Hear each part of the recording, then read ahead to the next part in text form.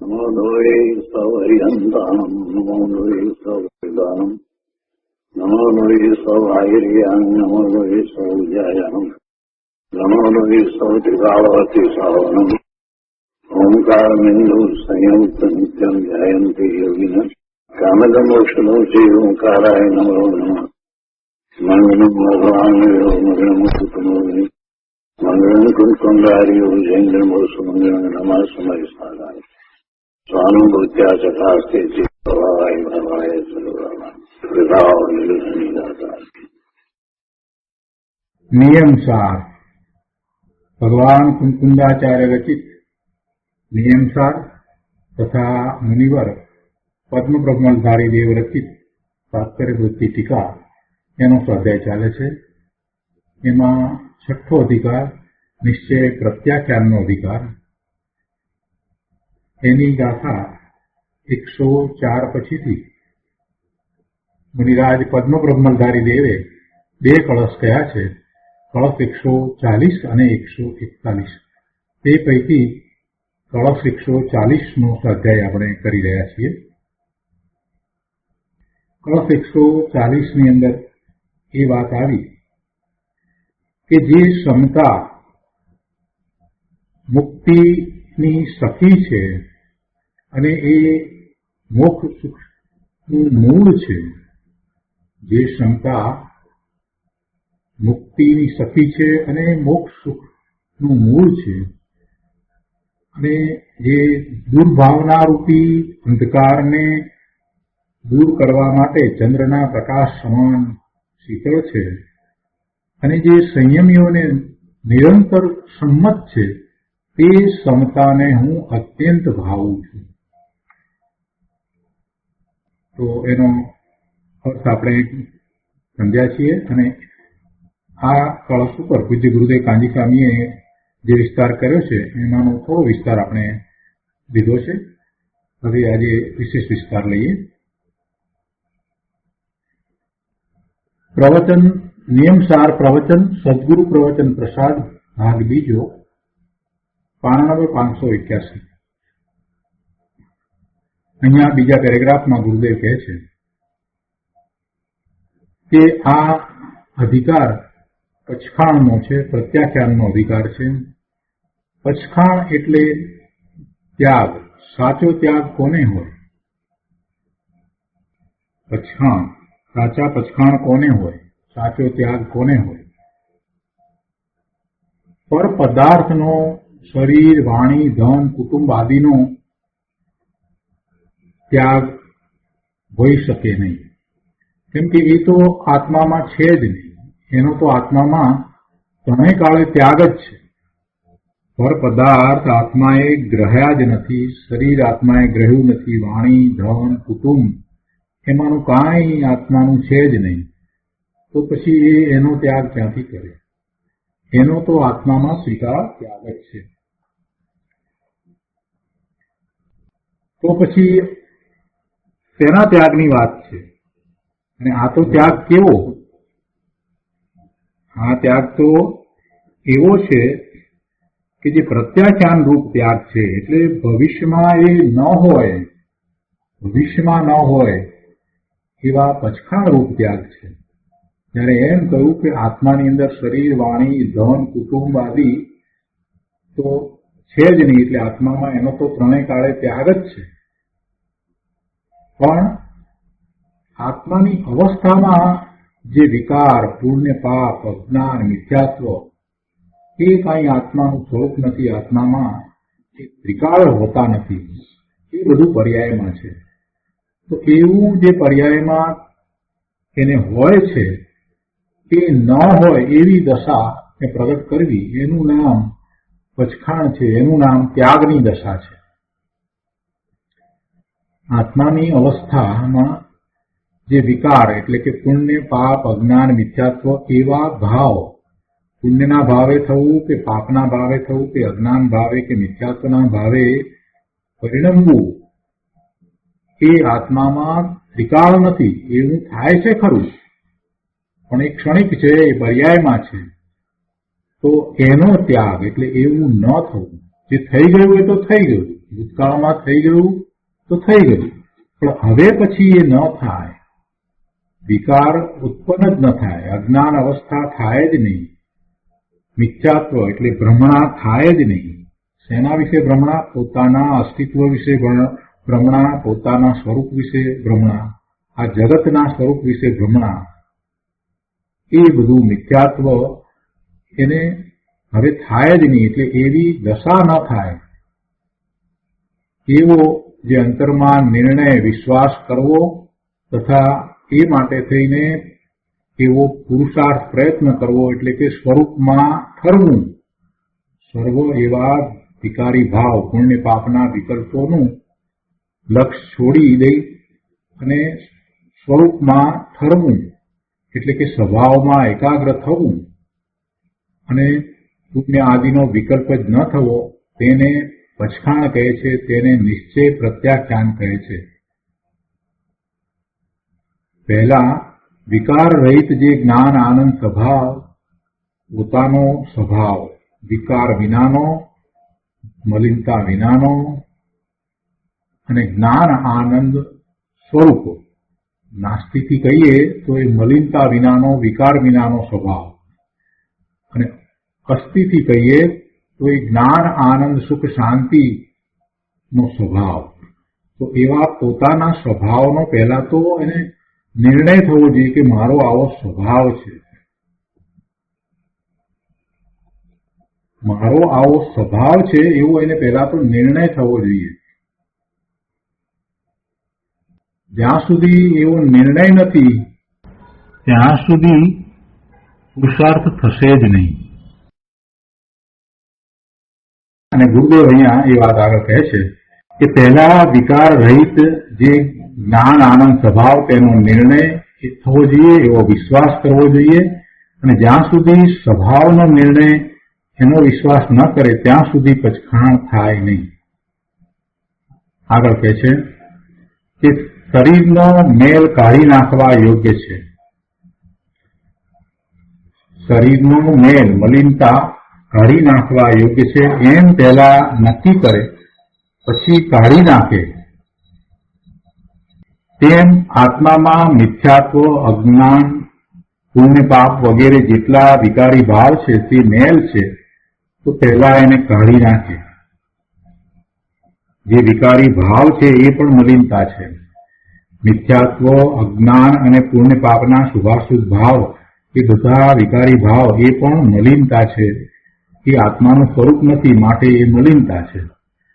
તો એવા ભાવને કાઢી નાખવા, એટલે કે જે પૂર્વે ભાવ થઈ ગયા એ તો થઈ ગયા, પણ હવે વર્તમાનના વિશે એવા ભાવ ન હોય અને ભવિષ્યમાં પણ એવા ભાવ ન ઉત્પન્ન થાય, એવી દશા પ્રગટ કરી. અને એવી માન્યતા કરવી કે એ વિકારી ભાવ બધા કાઢી નાખવા જેવા છે એવું માનવું. ગુરુદેવ કહે છે કે તેને કાઢી નાખવા યોગ્ય કોણ માને? કોને એમ લાગે કે બધા ભાવ શુભાશુભ ભાવ છે એ પણ કાઢી નાખવા જેવા છે? જે પુણ્ય પાપ વગેરે વિકારી ભાવ છે તે મારું સ્વરૂપ નથી, તે ઉપરનો મેલ છે, એ મલિનતા છે, એ આત્માના ભાવ નથી, એ સુખ શાંતિ આપનારા ભાવ નથી, એ દુઃખ આપનારા ભાવ છે, એ બધો ઉપાધિ ભાવ છે. એક સમયના પર્યાયમાં પરને લક્ષ્ય થતો એ બધો ઉપાધિનો ભાવ છે. એમ પહેલા નિર્ણય કરે, એવો નિર્ણય થાય તો એ કાઢવાનો પ્રયત્ન કરે, અને કાઢવાનો પ્રયત્ન કરે એટલે સ્વરૂપમાં સ્થિરતા કરે, ત્યારે એ ભાવ ઉત્પન્ન ન થાય એમ એ ભાવ નીકળી જાય. અને એને જ પ્રત્યાખ્યાન કહ્યું છે, એને જ પછખાણ કહ્યું છે. ગુરુદેવ કહે છે કે શું કાઢી નાખવા યોગ્ય છે અને તે કઈ રીતે નીકળે તેની હજુ તેને ખબર નથી, તો પછી એ કાઢે કઈ રીતે? પોતાના સ્વરૂપનું ભાન થાય ને તો એને ખ્યાલ આવે કે શું પોતાનું નથી, અને પોતે એને અનાદિથી માન્યું છે. જે પોતાનું નથી અને પોતાનું માન્યું છે એ બધું ખરેખર પોતામાં પ્રવેશ પામ્યું નથી, માત્ર એની મતિ કલ્પનાએ એને માન્યું છે, એટલે એવું એના ભાવમાં છે. એના વિકલ્પમાં છે. એ વિકલ્પ કાઢી નાખવા જેવો છે. પર પદાર્થ સંયોગે કરીને પ્રાપ્ત થયો, આ શરીર સંયોગે કરીને પ્રાપ્ત થયું, તો એ કંઈ કાઢી નાખવાનું એનાથી થઈ શકે એવું નથી. જગતના પદાર્થો એના સંયોગને કારણે ત્યાં દેખાય છે, એની સમીપમાં રહ્યા છે, એટલે કઈ એ પદાર્થને એ કાઢી નાખશે તો બધું નીકળી જશે એમ નથી. પદાર્થ પદાર્થમાં રહ્યા છે, પદાર્થના પરિણમન પણ પદાર્થમાં જેમ થાય છે તેમ પદાર્થના કારણે જ થઈ રહ્યા છે. દરેક દ્રવ્યના પરિણમન એના પોતાના કારણે થઈ રહ્યા છે. તો એમાંથી એને શું કાઢવાનું છે? માત્ર એમાંથી મમતા કાઢવાની છે, મમત્વ જે છે એને કાઢવાનું છે, એની સાથેનું એકત્વ છે એને કાઢવાનું છે. આ ભવની અંદર શરીર અને સ્વજનો તેમજ અનેક પ્રકારના બીજા પદાર્થો એને પ્રાપ્ત થયા છે. આ કોમ્પ્યુટર, આ દેશ, આ ચેર, આ કાર, આ બધું જે કાંઈ એને એની સમીપમાં આવ્યું છે એ મારું છે એવો જે ભાવ છે અને એમાં હું કંઈક કરી શકું છું અથવા એને હું ભોગવું છું એવો જે ભાવ છે એ ભાવ જ કાઢી નાખવા યોગ્ય છે. એટલે પોતાનું જે નથી ને માન્યું છે એ વિકલ્પ રૂપે માન્યું છે, તો એવો વિકલ્પ કાઢી નાખવા યોગ્ય છે. એટલે એવો વિકલ્પ કાઢે કેવી રીતે? પૂર્વે તો એવા વિકલ્પ ઘણા કર્યા, અત્યાર સુધી વિકલ્પમાં રહ્યો, તો હવે જયારે એને નિર્ણય થાય કે મારું સ્વરૂપ નથી તો પછી હું શું કરવા એવા વિકલ્પ કરું છું, એમ જયારે પાકો નિર્ણય થાય તો એવો પુરુષાર્થ કરે કે આ બધા વિકલ્પો દિવસ દરમિયાન જેટલા વિકલ્પો થાય છે એ એક પણ વિકલ્પો મારો નથી, તો એવા વિકલ્પમાં મારે શા માટે જવું જોઈએ? એટલે એવો નિર્ણય થાય તો પછી એવા વિકલ્પ રહિત દશા માટે એ પુરુષાર્થ કરે. અને એ પુરુષાર્થમાં ગુરુદેવ કહે છે કે ભાઈ તું તારા સ્વરૂપમાં એકાગ્રતા કરે તો પછી એવા કોઈ વિકલ્પ નથી, એવા કોઈ ભાવ નથી. એટલે આ કાઢી નાખવા યોગ્ય છે. અને એ કઈ રીતે નીકળે એ બંને વાત ગુરુદેવે તો વારંવાર સમજાવી છે. અહીંયા ફરીથી એ વાતને સમજાવી છે. એટલે ગુરુદેવ કહે છે કે ભાઈ શું કાઢી નાખવા યોગ્ય છે અને તે કઈ રીતે નીકળે તેની હજુ જેને ખબર નથી તે શું કાઢવાનો હતો અને કઈ રીતે કાઢે. એટલે કે પહેલા સમ્યક દર્શન હોવું જોઈએ. અને સમ્યક દર્શન એટલે સમ્યક્ત્વ જ્યાં સુધી નથી ત્યાં સુધી એ વસ્તુ સ્વરૂપને સમજ્યો જ નથી, આત્માના સ્વરૂપને સમજ્યો નથી. સ્વ શું છે અને પર શું છે એનું એને ભાન જ નથી. શું આદરણીય છે, શું આશ્રય કરવા લાયક છે અને શું છોડવા લાયક છે, શું હે છે એનું એને ભાન જ નથી.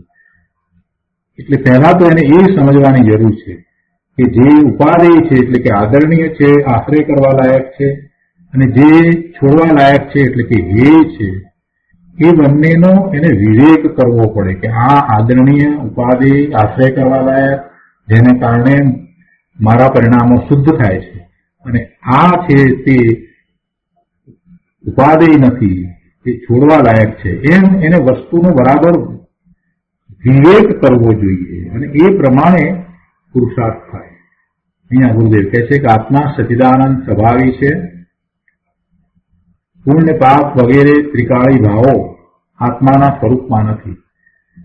એમ દ્રષ્ટિ એટલે કે આત્માનો નિર્ણય કર્યા પછીથી વિશેષ સ્થિરતા થતા જે વૈર વિરોધના પરિણામનો અભાવ થવો તેને સમતારૂપી પચખાણ કહે છે.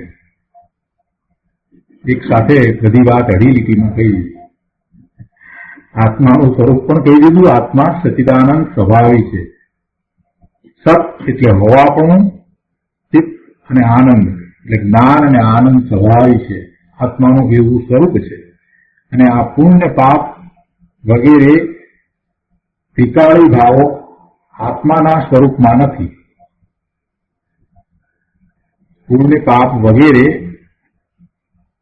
આત્માના સ્વરૂપમાં નથી, ત્રિકાળી સ્વરૂપમાં નથી. એમ દ્રષ્ટિ એટલે એવી શ્રદ્ધા કરે, એવો નિર્ણય કરે અને એવો પુરુષાર્થ કરે. પછી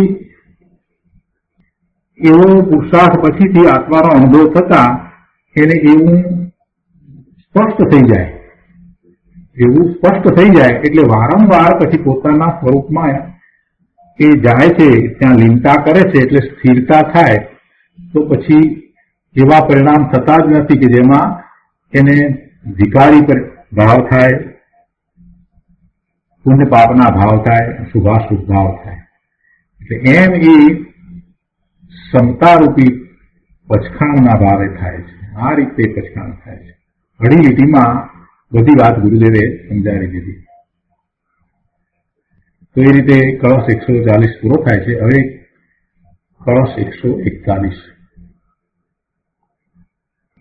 જયતી સમતા નિત્યમ યા યોગી નામપી દુર્લભા નિજ મુખ સુખ વાર્ધી પ્રસ્ફાર પૂર્ણ શશી પ્રભા પરમ યમીના પ્રવજ્યાસ્તી મનઃ પ્રિય મૈત્રિકા મુનિવર ગણસ્યો ચૈ શાલમ ક્રિયા જગતામપી.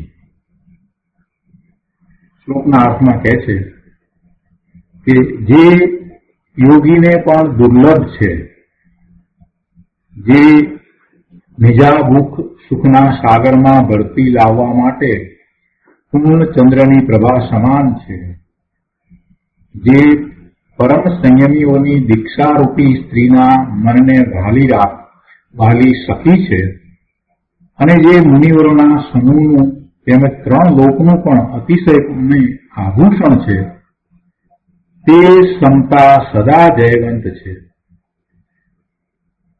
સમતા સદા જયવંત છે. અને એ સમતા કેવી છે તો એના વિશે કહે છે કે યોગી નામપી દુર્લભા, એમ કહ્યું ને ત્યાં, એટલે યોગીઓને પણ દુર્લભ છે. જે સમતા યોગીઓને પણ દુર્લભ છે, એ કંઈ સહેલું નથી. એવી સમતા પ્રગટ કરવી કે જેમાં કોઈ વિકારી પરિણામ ન થાય, એને એવા સમતાના ભાવે ભેળવું એ કંઈ સહેલી વાત નથી. એમાં ઘણો પુરુષાર્થ જોઈએ છે. પછી બીજું કહ્યું કે જે નિજાભિમુખ સુખના સાગરમાં નિજ અભિમુખ સુખના સાગરમાં, સુખ તો ખરું પણ એક એવું સુખ છે કે સ્વરૂપની વળતા પોતામાંથી આવતું, પોતાને પ્રાપ્ત થતું એવું નિજ અભિમુખ સુખ. અને એ સુખનો સાગર, તો એવો સાગર તો એને શક્તિ રૂપે તો અંદરમાં પડ્યો જ છે. સુખનો સાગર અંદરમાં પડ્યો છે, એટલે કે સુખ ગુણ તો અંદરમાં પડ્યો છે ને એનું એવું ભવન પણ છે, એનું એવું સુખ ગુણનું પરિણમન પણ છે. પણ એમાં ભરતી લાવવા માટે, એટલે કે એ સુખ એને બહાર વર્તમાનમાં પ્રાપ્ત થાય, બહાર પર્યાયમાં, વર્તમાન પર્યાયમાં એને પ્રાપ્ત થાય. જેમ સમુદ્રની અંદર ભરતી આવે એટલે એ પાણી છે તે કાંઠા ઉપર આવી જાય, બહાર કાંઠા સુધી છલકાઈ આવે. પાણી તો એટલું ને એટલું જ છે, અંદર સમુદ્રમાં તો અગાધ પાણી પડ્યું જ છે, એ તો છે, પણ એમાં ભરતી આવે ત્યારે એ કાંઠે ઉભરાઈને બહાર આવે છે. તો એવી રીતે સુખ નામનો ગુણતંત્રમાં છે, આત્મામાં સુખ છે, અને એનું એવું સુખરૂપ પરિણમન પણ છે. પણ એ વર્તમાન પર્યાયમાં એને પ્રગટ થાય એવી ભરતી, તો એવી ભરતી લાવવા માટે, જેમ સમુદ્રમાં ભરતી લાવવા માટે પૂર્ણ ચંદ્રની પ્રભા, એટલે કે પૂર્ણિમાનો ચંદ્ર છે, તેવી રીતે આ સમતા છે તે એના સુખની ભરતી લાવવા માટે એક ચંદ્રની પ્રભા સમાન છે. આગળ કહે છે કે જે પરમ સંયમીઓની દીક્ષારૂપી સ્ત્રીના મનને વહાલી સખી છે. સંયમ લીધો છે, દીક્ષા લીધી છે, પ્રવજ્યા છે, તો એવા સંયમોની એ દીક્ષાની આ સમતા છે તે સખી છે. દીક્ષા લીધી છે, સંયમ લીધો છે, તો સંયમમાં સમતા હોય છે, એટલે સમતા અને સંયમ ને ગાઢ સંબંધ છે. અને આગળ કહે છે કે જે મુનિવરોના સમૂહનું એટલે બધા મુનિવરોનું, કોઈ એકની વાત નથી, મુનિવરોને માટે એ આભૂષણ છે. શું ક્ષમતા છે તે મુનિવરોનું આભૂષણ છે. મુનિવરોના સમૂહનું તેમજ 3 લોકનું પણ અતિશયપણે આભૂષણ છે. મુનિવરોનું તો એ આભૂષણ છે, મુનિવરો તો એને એ પ્રગટ કરે જ છે, પણ અહીંયા તો કહે છે કે 3 લોકનું પણ અતિશયપણે આભૂષણ છે. એ સુંદરતા વધારનારું છે 3 લોકની, એટલે કે 3 લોકના જીવોને પણ એ આભૂષણ છે, એ સુંદરતા વધારનારું છે. તેવી ક્ષમતા સદા જયવંત વર્તો, એ ક્ષમતા સદા જયવંત છે. તો એનો વિશેષ વિસ્તાર આપણે પૂજ્ય ગુરુદેવ પાસેથી સમજીએ. પાના નંબર 582 ઉપર અહીંયા શ્લોકાર્થ પછીથી ગુરુદેવ સમજાવે છે કે આત્મા ત્રિકાળ નિર્દોષ વિતરાગી આનંદ સ્વરૂપ છે. આત્મા 3 કાળે નિર્દોષ છે, વિતરાગી છે અને આનંદ સ્વરૂપ છે. કોઈ દોષ નથી અને વિતરાગતા છે. વિતરાગતા છે એટલે કે કોઈ કસાય છે જ નહીં. કસાય રહિત દશાને વિતરાગતા કહેવાય. અને આવી વિતરાગતા 12મા ગુણસ્થાને પ્રગટ થાય છે. 4 ઘાતી કર્મોનો ક્ષય થાય છે એ તો નિમિત્ત છે, પણ જીવની એવી વિતરાગી દશા થાય છે અને 13મા ગુણસ્થાને એ અર્યંત પરમેશ્વર થાય છે. એટલે કસાય રહિત દશા, જે 4 ઘાતી કર્મો છે એ જ મુખ્યતાથી કસાય છે, એમાં જ કસાય રહ્યો છે. એટલે મોહની કર્મની બધી પ્રકૃતિઓનો ક્ષય થતા હવે કોઈ કસાય રહેતો નથી અને પૂર્ણ આનંદ, પૂર્ણ જ્ઞાન, પૂર્ણ શાંતિની દશા પ્રગટ થાય છે. કેમ કે આત્મામાં અંદરમાં તો કોઈ દોષ છે નહીં, એટલે એવી દશા પ્રગટ થાય છે. આ ત્રિકાળ અંદરમાં જે હતું એને ત્યારે પ્રગટ થાય છે. તો એ પ્રગટ થવાનું કારણ એ આત્મા પોતે છે. એટલે કહે છે કે આત્મા 3 કાળે નિર્દોષ છે, આત્મા 3 કાળે વિતરાગ સ્વરૂપ છે, આત્મા 3 કાળે આનંદ સ્વરૂપ છે. આવું જેને ભાન થયું છે એવા જ્ઞાની આત્માઓ મુનિઓ એમ સમજે છે કે સંયોગો ગમે તે થાવ, સંયોગો ગમે તે થાવ, અનુકૂળ થાવ કે પ્રતિકૂળ થાવ, તેનો અમને રાગ નથી કે તેના પ્રત્યે અમને દ્વેષ નથી. અનુકૂળતાનો અમને રાગ નથી અને પ્રતિકૂળતા વિશે અમને દ્વેષ નથી. આત્માની પ્રતીતિપૂર્વક આવી ક્ષમતા તે મુનિઓને પણ દુર્લભ છે. એટલે કે જે મુનિઓ એવો ઉગ્ર પુરુષાર્થ નથી કરતા એમને એ પ્રાપ્ત કરવું કઠિન છે. જેમનો એવો ઉગ્ર પુરુષાર્થ વર્તે છે, આત્માના પ્રત્યુત્સવ સંવેદન સહિત વારંવાર જેઓ સ્વરૂપમાં રમણતા કરે છે, એમને એ સહજ છે. વળી જે ક્ષમતા છે તે જ શુદ્ધ આત્મ સ્વભાવમાં એકાગ્રતા રૂપી કચખાણ છે. જે ક્ષમતા છે તે જ શુદ્ધ આત્મ સ્વભાવમાં એકાગ્રતા રૂપી પ્રત્યાખ્યાન છે, કચખાણ છે. તીર્થંકર ભગવાને જેવો આત્મા કયો તેવો સમજી તેનું જ્ઞાન કરી તેમાં એકાગ્રતા કરવી તે ક્ષમતા છે. અને આ ક્ષમતા મુનિઓને, સંતોને પણ દુર્લભ છે. એટલે મુનિઓને તો એવી ક્ષમતાને કાયમ કરવી છે એ પુરુષાર્થ છે. અહીંયા કોઈએ પ્રશ્ન કર્યો કે મુનિઓને દુર્લભ છે તો પછી અમારે શું સમજવું?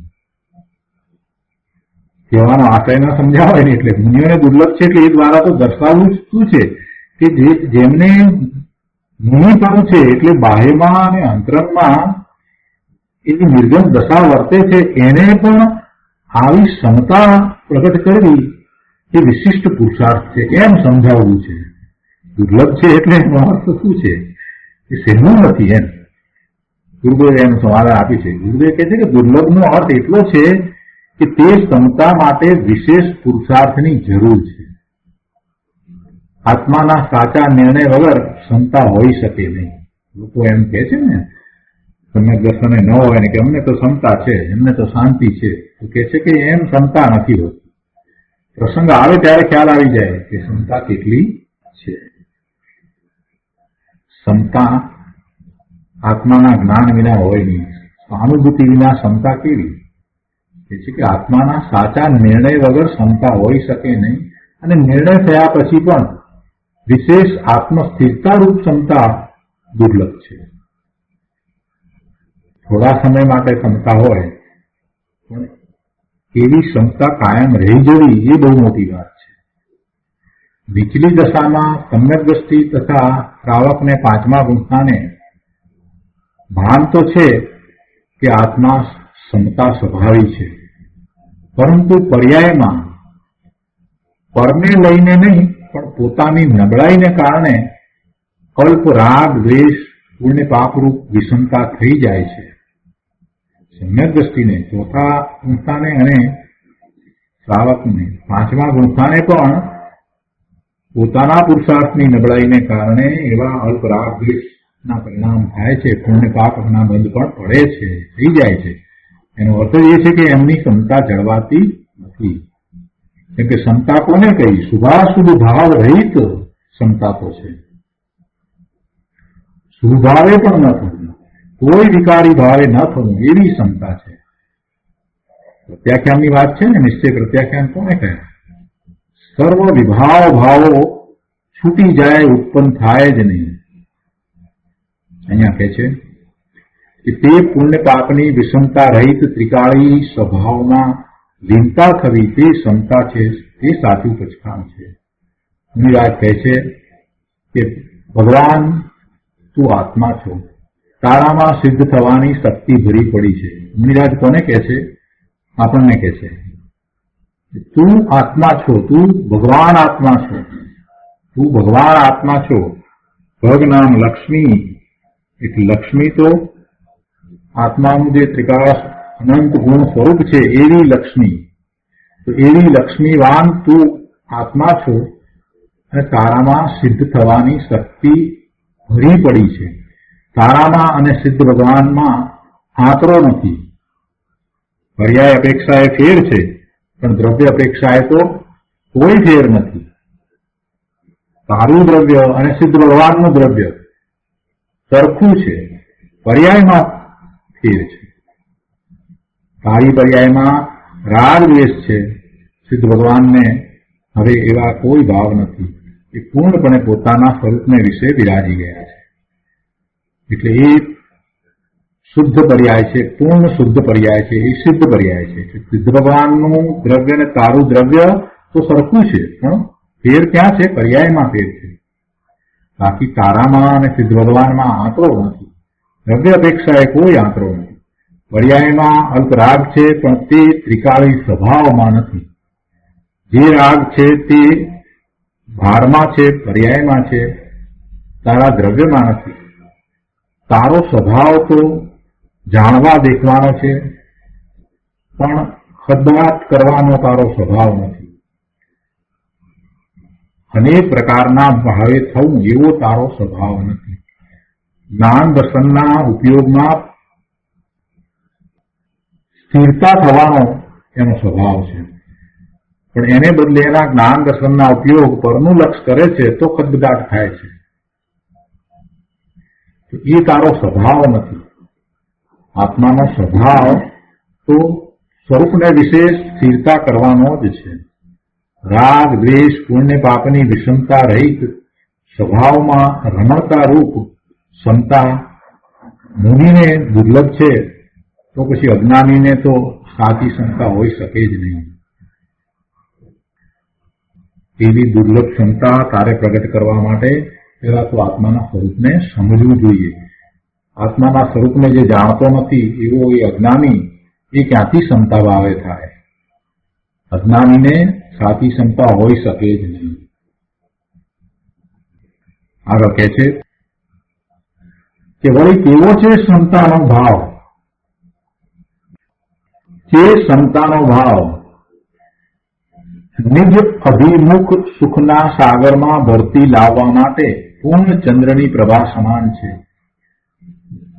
જેમ દરિયામાં ભરતી લાવવા એટલે કે પાણીને, દરિયાના પાણીને કાંઠે લાવવા માટે ચંદ્ર નિમિત્ત છે, તેમ આત્મામાં જે ચૈતન્ય જ્ઞાન આનંદ શક્તિ મધ્યમાં એટલે કે અંતર સ્વભાવમાં ભરી પડી છે, તેને કાંઠે લાવવા, ભરતી લાવવા. સમુદ્રમાં ભરતી લાવવી એટલે સમુદ્ર પાણી જે મધ્યમાં પડ્યું છે એ કાંઠે આવે, બહાર આવે. એટલે કે જે શક્તિ અંતર સ્વભાવમાં ભરી પડી છે તેને વ્યક્ત પર્યાયમાં બહાર લાવવા માટે ક્ષમતા ચંદ્ર સમાન છે. ચંદ્ર, પૂનમનો ચંદ્ર સમુદ્રમાં ભરતી લાવી અને જે એના મધ્યમાં પડેલા પાણીને કાંઠે બહાર લાવે છે એની માફક આ ક્ષમતા છે તે અંદરમાં પડેલા જ્ઞાન, આનંદ, સુખ, શાંતિ ને બહાર પર્યાયમાં લાવે છે, એને વ્યક્ત પર્યાયમાં લાવે છે. જેવો સિદ્ધ ભગવાનને આનંદ છે તેવો આનંદ આ આત્માના સ્વભાવના મધ્યમાં એટલે કે અંતર શક્તિ રૂપે વર્તમાનમાં પણ ભર્યો પડ્યો છે. એવું નથી કે એને કંઈક મેળવવો પડે, એ તો છે જ, અનાદિનો એ તો અંદરમાં પડ્યો જ છે. એ નિગોદ અવસ્થામાં તો ત્યારે પણ એને એ આનંદ, સુખ, શાંતિ એના સ્વભાવમાં તો ભર્યા પડ્યા હતા જ. વર્તમાનમાં પણ એમ જ છે ને ભવિષ્યમાં પણ એમ રહેવાનું જ છે. એટલે કે છે કે જેવો સિદ્ધ ભગવાનને આનંદ પ્રગટ થયો છે એવો આનંદ આ આત્માના સ્વભાવના એટલે દરેકના આત્માના સ્વભાવમાં મધ્યમાં એટલે કે અંતર શક્તિ રૂપે વર્તમાનમાં પણ ભર્યો પડ્યો છે. આત્મા આનંદ સ્વભાવ જ છે, આત્માનો સ્વભાવ જ આનંદનો છે. પણ એને એ પ્રગટ થાય એને ખ્યાલ આવે ને, પ્રગટ નથી એને ક્યાંથી ખ્યાલ આવે? આ રાગ, દ્વેષ, પુણ્ય, પાપ વગેરે અને આકુતા, ઉપાધિ, આધિ વ્યાધિના ભાવ આ બધું એ કઈ આત્માનો સ્વભાવ નથી, પણ એનો એને અનુભવ છે. એટલે એ એમ માને છે કે આ મારો સ્વભાવ છે. જે ક્ષણિક છે એને એ એમ માને છે કે એ મારો સ્વભાવ છે. કેમ કે આત્માના જ્ઞાન, આનંદ સ્વભાવનો એને અનુભવ નથી થયો ને, એટલે એને એવી ઊંધી માન્યતા છે. તો આચાર્ય ભગવાન એ વાત સમજાવે છે કે ભાઈ અમે અનુભવ કર્યો છે એ આત્માનો અનુભવ જો તને થાય તો તને ખ્યાલ આવે કે આત્માનો સ્વભાવ આકુરતા રૂપ નથી, રાગ દ્વેષ રૂપ નથી, પુણ્ય પાપના શુભાશુભ ભાવ રૂપ પણ નથી, માત્ર જ્ઞાન આનંદ રૂપ જ છે.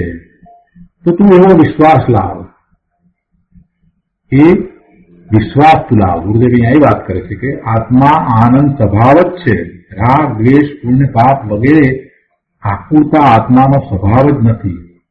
એવી દ્રઢતાનો વિશ્વાસ આવ્યા વિના ક્ષમતા કોઈ રીતે પ્રગટે તેમ નથી.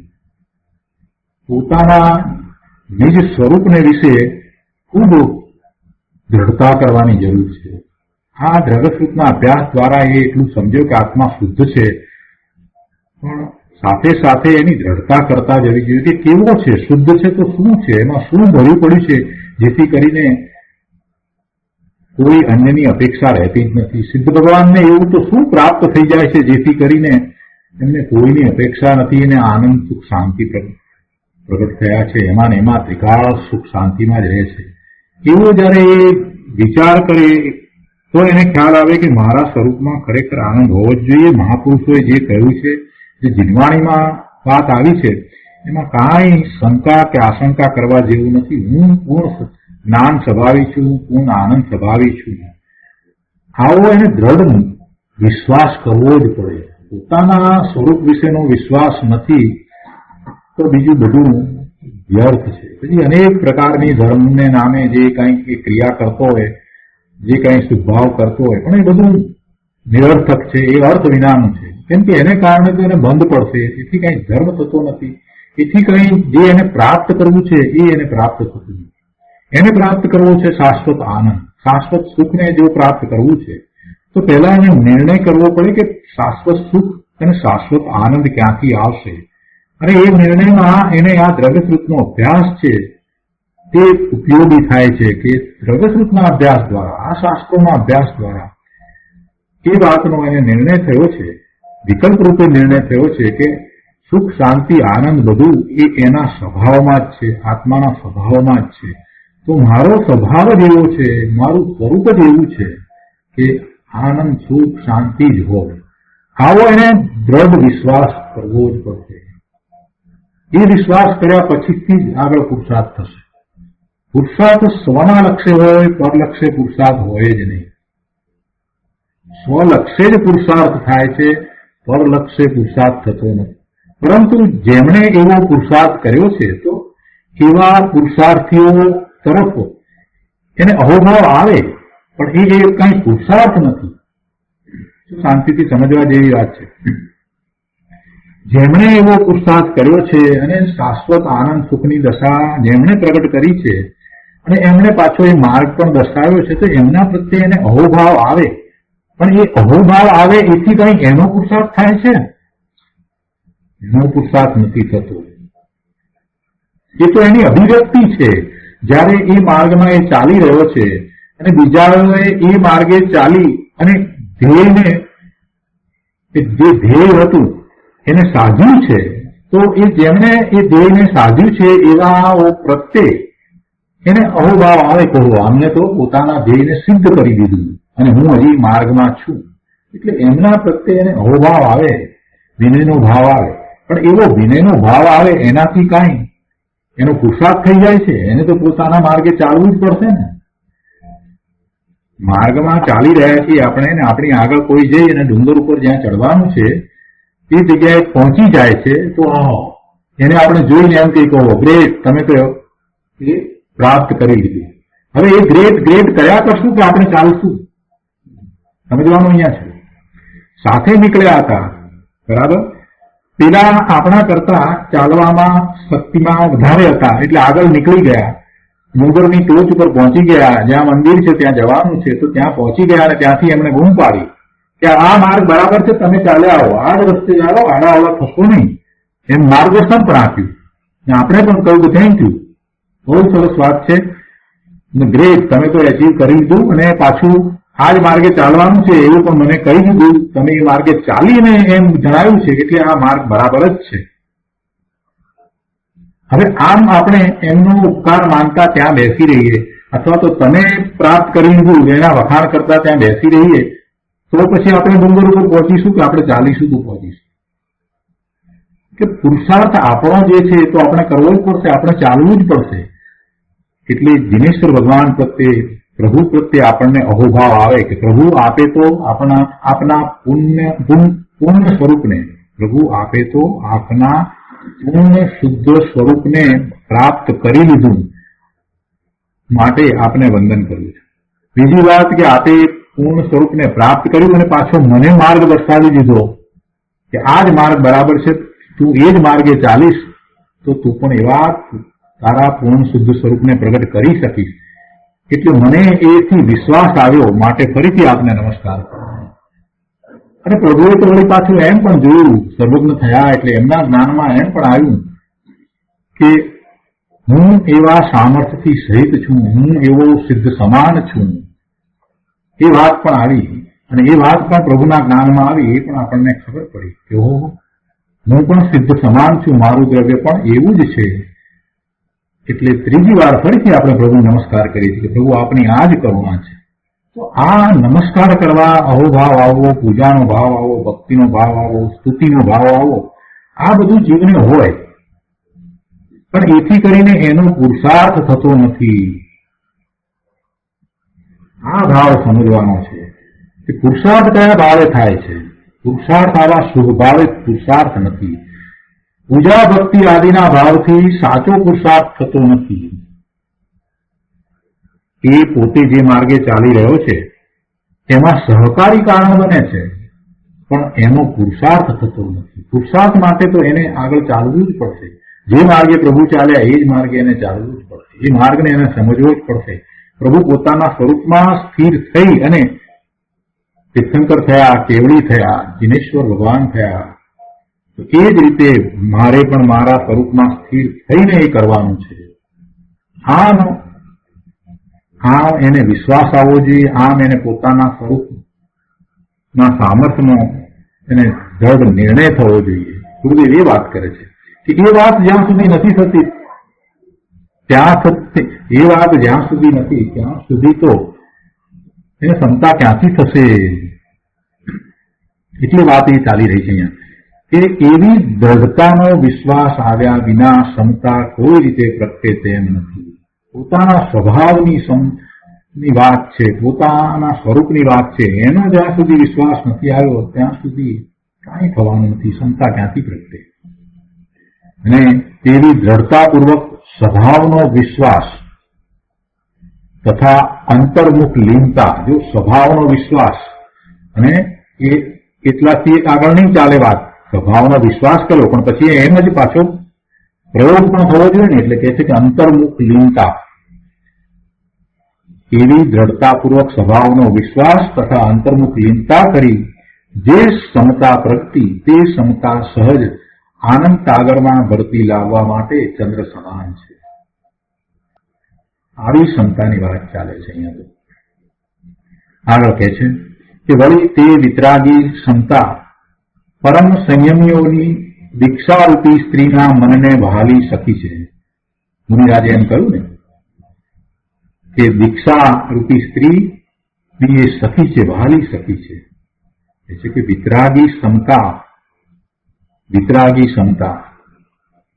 એવી ક્ષમતા છે કે જેને કારણે વિતરાગતા પ્રગટ થાય છે. કશાય ઉત્પન્ન જ નથી થતા, માટે એને વિતરાગી ક્ષમતા કહી છે.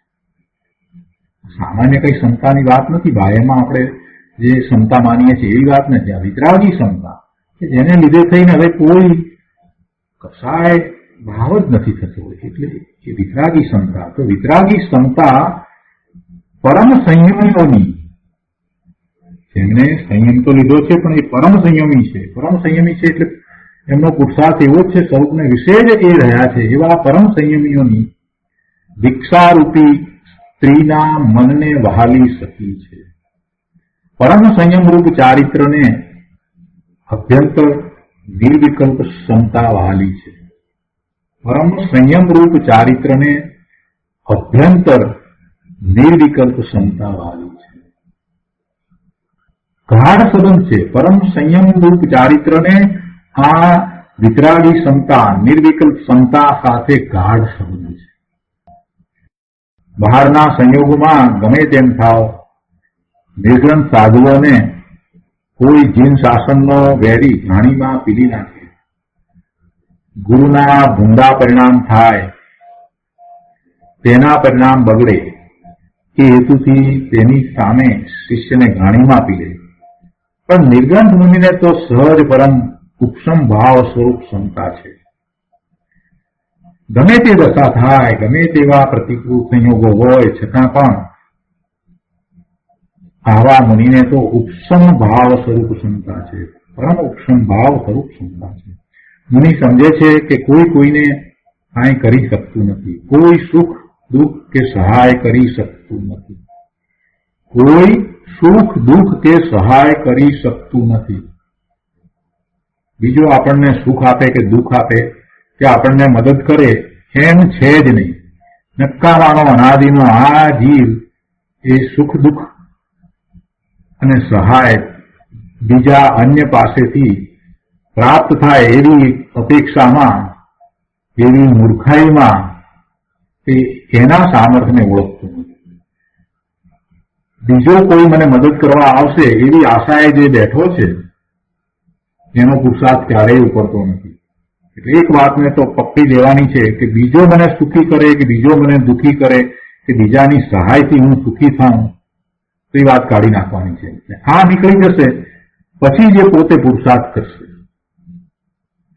મુનિઓએ પોતાના આત્માનું ભાન કરી દીક્ષા પ્રગટ કરી છે. તે દીક્ષારૂપ વિતરાગી પરિણતિને અભ્યંતર ક્ષમતા વહાલી છે.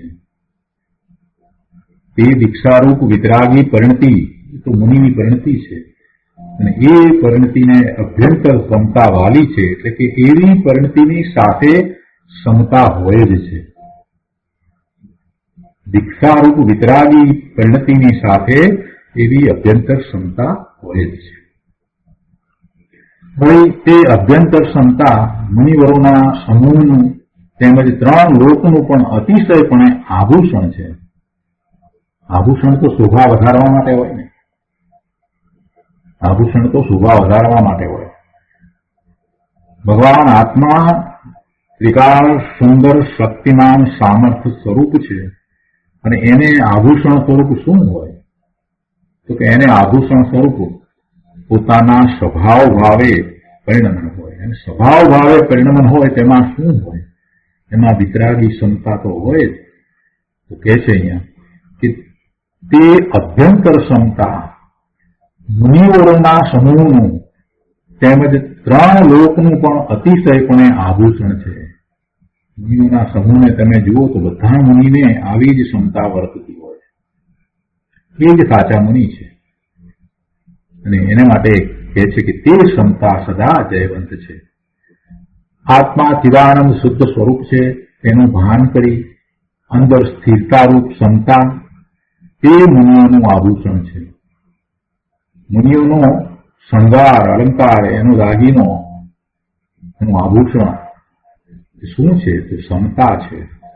તથા 3 લોકને એટલે કે બધા જીવોને આત્માનું ભાન કરી ક્ષમતા પ્રગટ કરવી તે જ શુભારૂપ છે.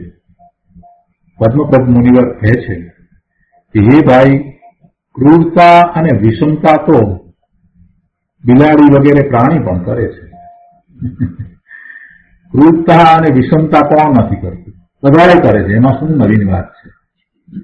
ક્રૂરતા અને વિષમતા, વેર ભાવના અને રાગની ભાવના. જો રાગ છે તો પછી દ્વેષ થશે જ. કેમ કે જેના પ્રત્યે રાગ છે એ જયારે પોતાને અનુકૂળ પ્રવર્તન નથી કરતા તો પછી એના પ્રત્યે દ્વેષ થઈ જાય છે. એટલે રાગ અને દ્વેષ તો સાથે જ છે. જેના પ્રત્યે રાગ હોય એના પ્રત્યે જ દ્વેષ થાય છે. જેના પ્રત્યે બિલકુલ રાગ નથી એના પ્રત્યે ક્યાં એવા દ્વેષ પણ થાય છે. એટલે એ બધા વિકારી પરિણામ, એવા વિભાવ ભાવ એ તો જીવ અનાદિથી કરતો આવ્યો છે. અને આ પ્રાણીઓ પણ એ તો બધું કરી રહ્યા છે. ક્રૂરતા અને વિષમતા તો આ તિર્યંસને પણ છે. એમાં કઈ નવાઈ નથી. એ કઈ આત્માની શોભા નથી. એ આત્માની શોભા નથી. એ તો કલંક છે. આત્માને માથે એ તો કલંક છે. વિકાર ભાવે થવું એ આત્માને મોટામાં મોટું કલંક છે. અરે પોતાના સામર્થ્યને પોતાની શોભાને જાણી નહીં અને આવા વિભાવ ભાવે થયો તો કલંક છે. કે આત્માને ઓળખી અંદર સ્વભાવમાં રમણતા કરી ક્ષમતા પ્રગટ કરવી તે આત્માની શોભા છે. તે આત્માનું આભૂષણ છે. મુનિવર કહે છે કે તે ક્ષમતા જયવંત વર્તે છે. એટલે કે આવી ક્ષમતા વાળા નિર્ગ્રંથ મુનિવરોનો વિરહ કદી પડતો નથી. તેથી તે જયવંત વર્તે છે. તો આ રીતે કળશ 141 અહીંયા પૂરો થાય છે. કળશ 141 પછીથી કુંકુંદાચાર્ય ભગવાનની ગાથા 105 છે. તો ગાથા 105 આપણે લઈએ છીએ. ણિક સાયસ્ય દંતસ્ય સુરસ્ય વ્યવસાયીનું સંસાર ભય વિદસ્ય પચખાણમ શુભમ હવે. સંસ્કૃતમાં ગાથા છે. નીલ કષાયસ્ય દાંતસ્ય સુરસ્ય વ્યવસાયીન સંસાર ભય વિતસ્ય પ્રત્યાખ્યાનમ સુખમ ભવેત. ગુજરાતીમાં ગાથા છે. અકષાય ઉદ્દમી દાંત છે, સંસારથી ભયભીત છે. સુરવીર છે તે જીવને પચખાણ સુખમય હોય છે. કોને પચખાણ હોય છે એની વાત કરી છે. અન્વયાર્થમાં કહે છે કે જે નિકષાય છે, નિકષાયસ્ય એમ કહ્યું ને, એટલે જે નિકષાય છે. દાંતસ્ય એટલે દાંત છે. દાંત એટલે કે જેણે ઇન્દ્રિયોનું દમન કર્યું છે એવો, જેણે ઇન્દ્રિયોને વશ કરી હોય એવો સંયમી. સંયમીને દાંત કહે છે. જેણે ઇન્દ્રિયોનું દમન કર્યું છે. દમન કરવું તો એ જરાક સમજવા જેવું છે કે ઇન્દ્રિયોના વિષયો એવા છે કે એ વિષયોની રુચિ જીવને છૂટતી નથી, સહેલાઈથી છૂટતી નથી. જેમ જેમ એને ભોગવવાનો ભાવ થાય એમ એમ એ વિષયો પ્રત્યેની આસક્તિ વધતી જાય છે. એટલે ઇન્દ્રિયોને જીતવી, ઇન્દ્રિયોના વિષયોને જીતવા માટે થઈને એને ભોગવી લેવાથી જીતાશે નહીં, તો તો શું કરવું પડે? એને દબાવી દેવું પડે, એની પર દમન કરવું પડે કે આ વિષય છે જ નહીં, આ મારો વિષય નથી, એનું દમન કરવું પડે. ઇન્દ્રિયોના વિષયને, ઇન્દ્રિયોને જીતવા માટે એ વિષયોનું દમન કરવું પડે કે એ વિષય નથી, એ મારો વિષય નથી, એ મને હોય નહીં, એ બધું જ્ઞેય છે, એનું એને દમન કરવું પડે. એટલે અહીંયા દમન શબ્દ જે છે એ અર્થમાં છે અને એ જ રીત છે. વિષયને બસ આ છેલ્લી વખત આટલી વખત આમ કરી લઈએ તો એનો અંત નહીં આવે. એની સામે મજબૂત થવું પડે, સુરવીર થવું પડે ઇન્દ્રિયોને જીતવા માટે. તો એટલે એનો અંત નથી આવતો. બસ આ છેલ્લી વખત આટલું આ ભોગવી લઈએ પછી હવે એ છોડી દઈશું, કાયમ માટે છોડી દઈશું. અરે ભાઈ, છૂટતું જ નથી. જો છોડવું જોઈએ તો આ વખતે જ છોડ. બાકી તું એમ કે આ વખતે ભોગવીને પછી છોડીએ તો એ છૂટતું જ નથી. એ દમન કરવું પડે છે અને એ દમન આ પ્રકારે થાય કે એ મારો વિષય નથી, એ મને લાભદાયી પણ નથી, નુકસાન કરતા પણ નથી, એ માત્ર મારા જ્ઞાનનું જ્ઞેય છે, એ મને સુખી દુઃખી કરી શકે નહીં, એ માત્ર મારું જ્ઞેય છે. પાંચે ઇન્દ્રિયોના વિષયોને એમ જીતાય છે, દમનપૂર્વક જીતાય છે. અને એમ કરતા મનના વિકલ્પો પણ ઓછા થઈ જાય છે. એટલે દાંત શબ્દ જે છે એનો અર્થ અહીંયા કર્યો છે, જેણે ઇન્દ્રિયોનું દમન કર્યું હોય એવો આ દાંત છે. જેણે ઇન્દ્રિયોને વશ કરી લીધી છે એવો એ સંયમી છે. તો પેલા કહે છે કે જે નિકસાય છે, પછી કહે છે કે જે દાંત છે, અને પછી આગળ કહે છે કે સુરસ્ય, જે સુરવીર છે, અને પછી આગળ કહે છે કે વ્યવસાયી એટલે વ્યવસાયી છે. વ્યવસાયનો અર્થ શું? વ્યવસાયનો અર્થ શું? જ્યાં એ ઉદ્યમ કરી રહ્યો છે એને વ્યવસાય કહેવાય. આનો ઉદ્યમ શું છે? શુદ્ધતા પ્રત્યે એનો ઉદ્યમ વર્તે છે. વ્યવસાય અહીંયા જે કહ્યું ને એને વ્યવસાયી, તો કે શુદ્ધતા પ્રત્યે જેને ઉદ્યમ વર્તે છે એવો એ વ્યવસાય છે. આ બહારના વેપાર ધંધાની વાત નથી. એનો ઉદ્યમ ક્યાં વર્તે છે? શુદ્ધતા એટલે પોતાનું શુદ્ધ સ્વરૂપ, એના પ્રત્યે જેનો ઉદ્યમ વર્તે છે, એવા પોતાના શુદ્ધ સ્વરૂપમાં એકાગ્રતાનો જેનો ઉદ્યમ વર્તે છે, એને શુદ્ધતા પ્રત્યે ઉદ્યમ છે, એટલે એનો વ્યવસાય છે. એવો વ્યવસાય જે નિકસાય છે, દાંત છે, સુરવીર છે. સુરવીરની વાત આગળ ગુરુદેવ સમજાવશે, સુરવીર પણ કયા પ્રકારે. અને આ વ્યવસાયી શુદ્ધતા પ્રત્યે ઉદ્યમ વર્તે છે. અને સંસાર ભય વિતસ્ય એટલે જેને સંસારનો ભય લાગ્યો છે, સંસારથી ભયભીત છે, સંસાર જેને જોઈતો નથી. ભલે ને મહારાજાનું પદ મળતું હોય તો પણ એવોય સંસાર એને જોઈતો નથી. ચક્રવર્તીનું પદ મળતું હોય તો એવોય એને સંસાર જોઈતો નથી. સંસાર એટલે ભવના ભ્રમણ કરવાનું મૂળ એ સંસાર. શું છે સંસાર? એના વિભાવ ભાવ, શુભાશુભ ભાવ એ એનો સંસાર છે, અને એને કારણે એને ભવના ભ્રમણ થાય છે. તો એવા સંસારથી જે ભયભીત છે તેને સુખમ પ્રત્યાખ્યાનમ ભવેત, તેને સુખમય પ્રત્યાખ્યાન અર્થાત નિશ્ચય પ્રત્યાખ્યાન હોય છે. ટીકામાં મુનિવર પદ્મપ્રમલદારી દેવ કહે છે કે જે જીવ નિશ્ચય પ્રત્યાખ્યાનને યોગ્ય હોય એવા જીવના સ્વરૂપનું આ કથન છે. જે જીવ નિશ્ચય પ્રત્યાખ્યાનને યોગ્ય હોય, જે જીવ નિશ્ચય પ્રત્યાખ્યાન કરી શકે એવો હોય એવા જીવનું સ્વરૂપ અહીંયા તો બતાવ્યું છે કે તેઓ જીવ નિશ્ચય પ્રત્યાખ્યાનમાં વર્તે છે. નિશ્ચય પ્રત્યાખ્યાનના ભાવે કોણ પરિણમે છે? કેવો જીવ પરિણમે છે? એવા જીવના સ્વરૂપની અહીંયા વાત કરી છે.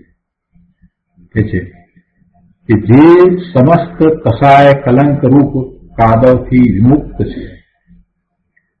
જે સમસ્ત કસાય કલંક રૂપ કાદવથી વિમુક્ત છે. કસાય કલંક રૂપ કાદવ, રાગ, દ્વેષ, ક્રોધ, માન, માયા, લોભ અને 9 પ્રકારના 9 કસાય એ કલંક સમાન છે, એ કાદવ છે.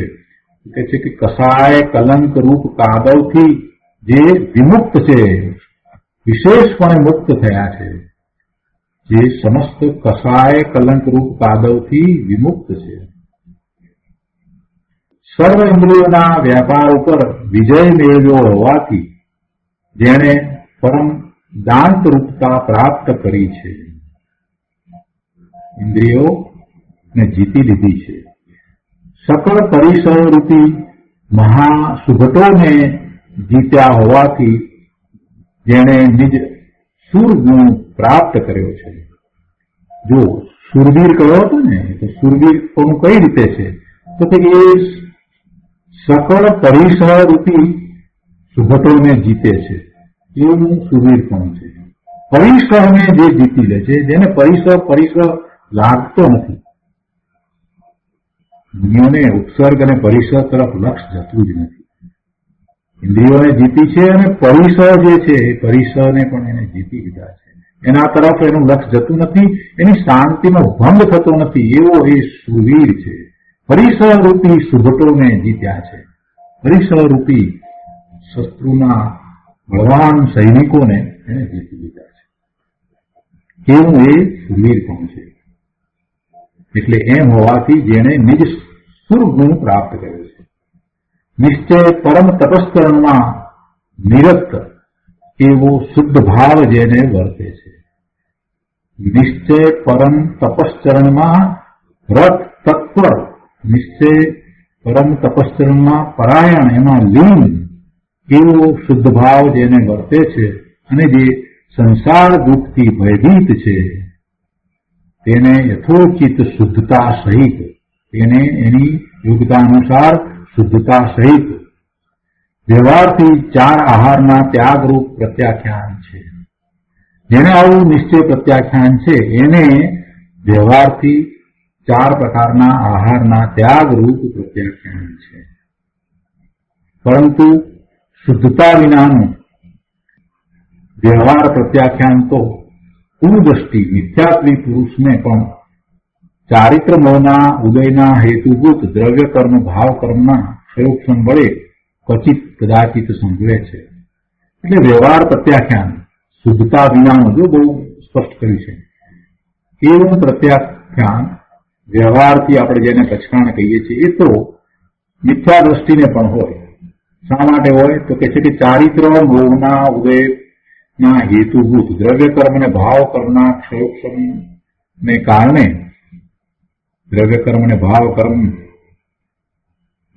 એવા ઉદયો વર્તે છે, તો એને એવો ચારિત્ર મોહનો ક્ષયોક્ષમ પણ વર્તે છે અને એટલે એને ક્યારેક એવા વ્યવહાર પ્રત્યાખ્યાન હોય છે.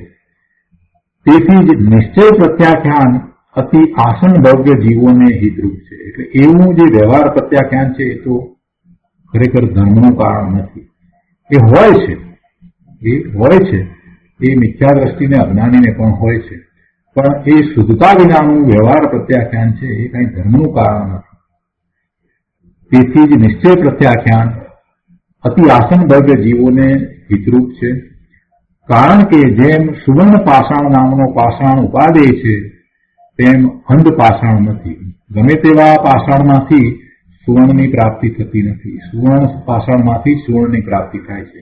જે પાષાણમાં સુવર્ણ હોય તેને સુવર્ણ પાષાણ કહેવાય, જે પાષાણમાં સુવર્ણ હોતું નથી તેને અંધ પાષાણ કહે છે. એટલે કયો પાષાણ આપણે લઈએ છીએ સુવર્ણની પ્રાપ્તિ માટે? સુવર્ણ પાષાણ લઈએ છીએ.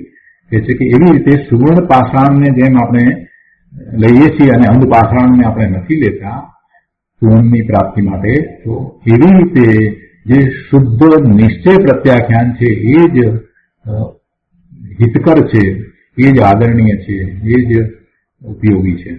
માટે યથોચિત શુદ્ધતા સહિત સંસાર અને શરીર સંબંધી ભોગની નિર્વેગતા નિશ્ચય પ્રત્યાખ્યાનનું કારણ છે અને ભવિષ્યકાળે થનારા સમસ્ત મોહ રાગ દ્વેષ આદિ વિવિધ વિભાવોનો પરિહાર તે પરમાર્થ પ્રત્યાખ્યાન છે, અથવા અનાગત કાળે ઉત્પન્ન થનારા વિવિધ અંતર્જલ્પોનો વિકલ્પોનો પરિત્યાગ તે શુદ્ધ નિશ્ચય પ્રત્યાખ્યાન છે.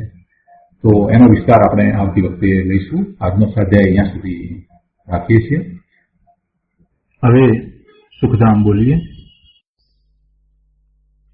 સુખધામ અનંત સુસંત ચરી દિન રાત રહે તદ ધ્યાન